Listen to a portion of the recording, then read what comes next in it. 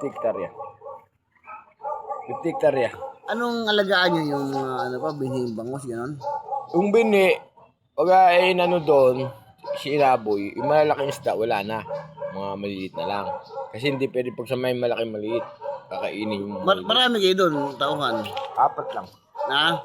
4. Ano, delikado yun. Baka mamaya, Ayun. hindi nyo maalagaan mabuting bangos. Alin, may nagtuturo sa amin doon. Kailan paliliguan nyo pa yun?